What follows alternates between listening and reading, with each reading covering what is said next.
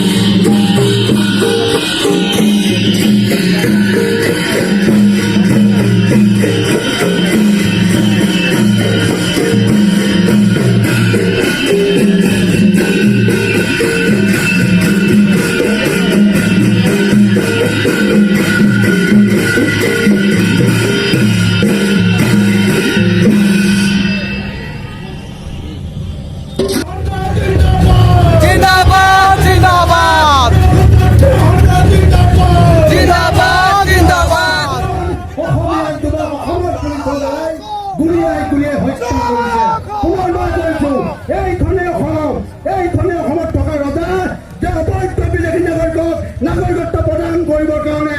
স্বদেশীক গুলিয়াই গুলিয়াই হত্যা কৰে। ধিক্কাৰ দিছো এইখন চৰকাৰক, ধিক্কাৰ দিছো এনেকুৱা ৰাজত্ব কৰা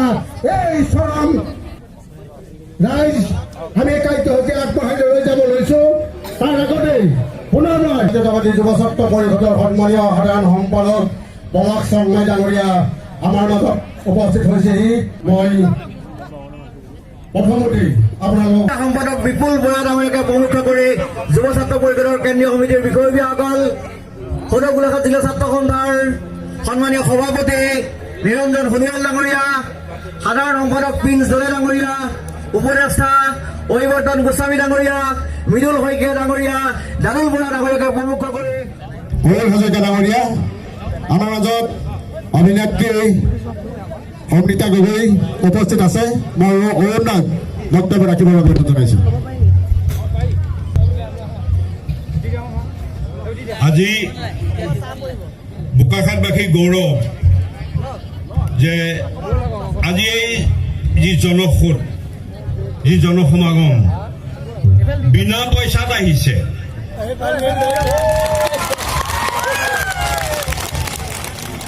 পইচা দিয় না নাই, তাৰমানে সেইটো আমাৰ গৌৰৱ। তাৰমানে আমাৰ ইয়াত স্বতঃস্ফূৰ্তভাৱে যে জনতা ওলাই আহিব পাৰে, স্বতঃস্ফূৰ্তভাৱে ৰাইজৰ সঁহাৰি আছে এই আন্দোলনটোত, তাৰ জ্বলন্ত প্ৰমাণ এই বোকাখাতত আজি এই খেলপথাৰত উপস্থিত হোৱা সমূহ ৰাইজক বোকাখাতবাসীৰ হৈ মই শ্ৰদ্ধা জ্ঞাপন কৰিছো। বোকাখাত মহকুমা ছাত্ৰ সন্থা, অসম চাহ জনজাতি ছাত্ৰ সন্থা, বোকাখাত শাখা সমিতি, সদৌ অসম টাই আহোম ছাত্ৰ সন্থা, অনুসূচিত জাতি যুৱ ছাত্ৰ পৰিষদ, অসম জাতীয়তাবাদী যুৱ ছাত্ৰ পৰিষদ, নানা মোৰ্চা, সেইটোৱে আমাৰ মূল লক্ষ্য। আমাক অকৰা বুলি ভাবি আছেতো, বুৰ্বক বুলি ভাবি আছে চৰকাৰে, আমাক বুৰ্বক বুলি ভাবি আছে। যিখিনি আহিছে এনেকুৱা হৈছে একো নাজানে, কাৰ সম্পৰ্কত যি ধুনীয়াকে বুজায়, আচৰিত। কাৰোবাক কাৰোবাক বুজাইছে নাই নাজানো, নাই নাই কাহটো এনেকুৱা এনেকুৱা এনেকুৱা এনেকুৱা। যোৱাকালি এটা মই নিউজ চালো, কেজৰিৱালে দিল্লীত পুৰণা বিল্ডিংবিলাক আধা ভঙা কৰি নতুন বিল্ডিং স্থাপন কৰি তেখেতসকলে তাক ছাত্ৰ ছাত্ৰীক শিক্ষা প্ৰদান কৰিছে। গভৰ্ণমেণ্টৰ মানুহ, কেন্দ্ৰীয় চৰকাৰ গৈ পেলাই এই পুৰণা বিল্ডিংবিলাক দেখুৱাই পেলাই কেমেৰামেন লৈ গৈ তাত দেখুৱাইছে যে ইয়াতেই তেওঁলোকৰ শিক্ষানুষ্ঠান আৰম্ভ আৰু ইয়াতেই কৰে, নতুনবিলাক নাই দেখুওৱা। আদৰি আনিবৰ বাবে আমি কৰ্মকৰ্তাক আহ্বান জনাইছো।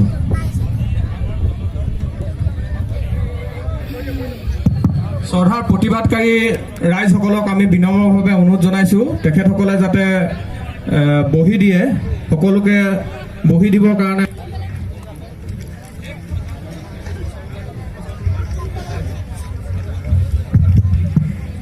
নমস্কাৰ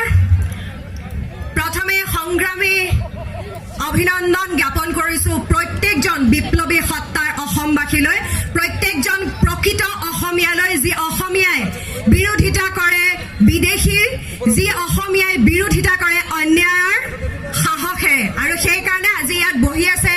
প্ৰকৃত অসমীয়াসকল যিসকলে বাহিৰা মানুহ ঘৰত বিচাৰে ঘৰত মুখ লুকুৱাই বহি আছে কিন্তু আমি ভয় নকৰোঁ সেইকাৰণে ইয়াত আছো মুকলিকৈ আছো আৰু সদায় থাকিম নমস্কাৰ মই অমৃতা গগৈ আপোনালোকে দিয়া এক সন্মান হিচাপে পেছাত মই অভিনেত্ৰী কিন্তু তাৰ আগত মই এগৰাকী অসমীয়া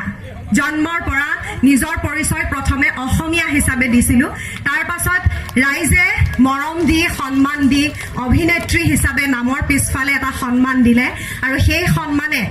মোক সাহস দিছে আপোনালোকৰ মাজত সদায় থিয় হৈ থাকিবৰ বাবে যেতিয়া কা বিৰোধিতা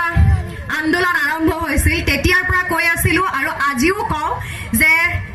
অসমীয়া ৰাইজে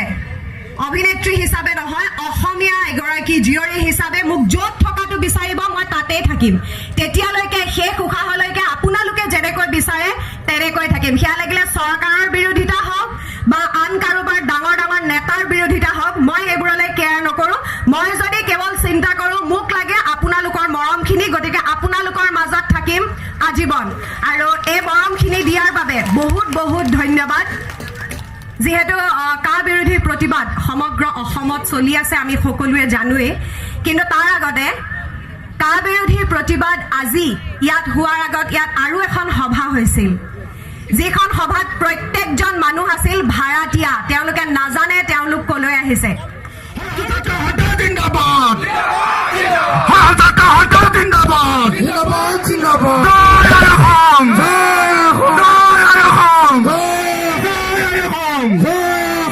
আমাক এই শ্ৰদ্ধাৰ সন্মানৰ সদন ছাত্ৰ সন্থাৰ সভাপতি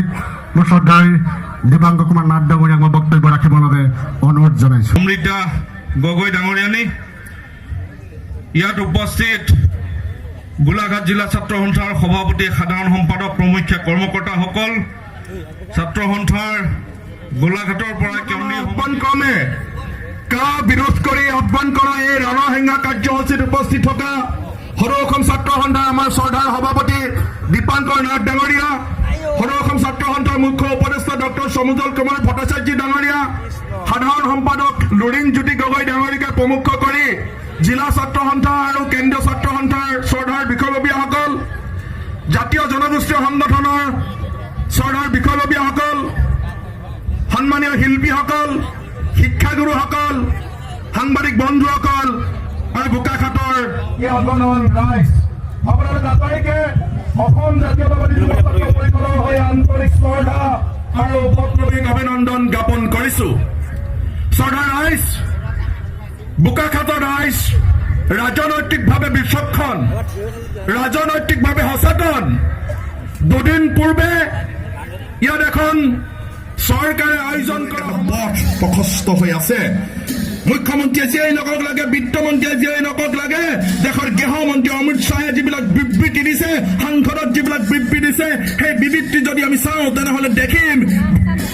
মুখ্যমন্ত্ৰী আৰু বিত্তমন্ত্ৰীৰ যি বক্তব্য সেই বক্তব্যত নৎসাত কৰি দেশৰ গৃহমন্ত্ৰীগৰাকীয়ে কৈছে যে 14 চনৰ 31 ডিচেম্বৰৰ পিছত অহা এই তিনিখন দেশৰ নাগৰিক বাংলাদেশ পাকিস্তান আৰু আফগানিস্তানৰ যিবিলাক নাগৰিক সেই ডাঙৰীয়া অসম জাতীয়তাবাদী যুৱ ছাত্ৰ পৰিষদৰ সাধাৰণ সম্পাদক পলাশ চাংমাই ডাঙৰীয়া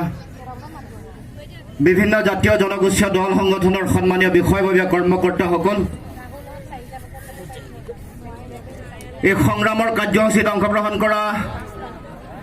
গোলাঘাট জিলা আৰু বোকাখাটৰ বিভিন্ন প্ৰান্তৰ পৰা ইয়াত উপস্থিত হোৱা মোৰ অতি শ্ৰদ্ধাৰ সংগ্ৰামী জনগণ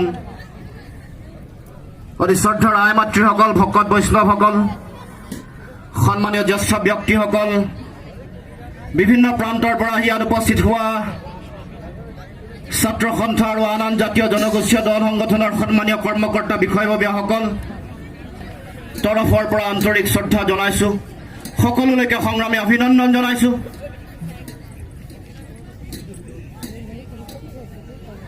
জাতিৰ অতি জটিল সন্ধিক্ষণত আমি আজি ইয়াত সমবেত হৈছো আৰু আজি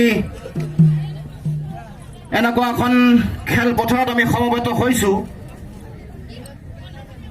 যি খেলপথাৰ কিছুদিনৰ আগত সমগ্ৰ উজনি অসমৰ বিভিন্ন প্ৰান্তৰ পৰা ভাড়াতীয়া হাজিৰা মানুহ আনি ইয়াত সমবেত কৰি চৰকাৰী যন্ত্ৰই সংকল্প লৈ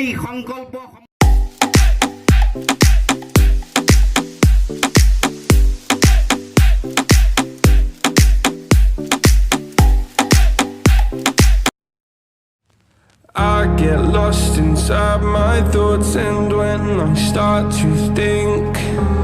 oh, the Tahoe closest starts to end up on the brink. I tried so hard, but all these scars, they cut so deep, I bleed. I fell so fast from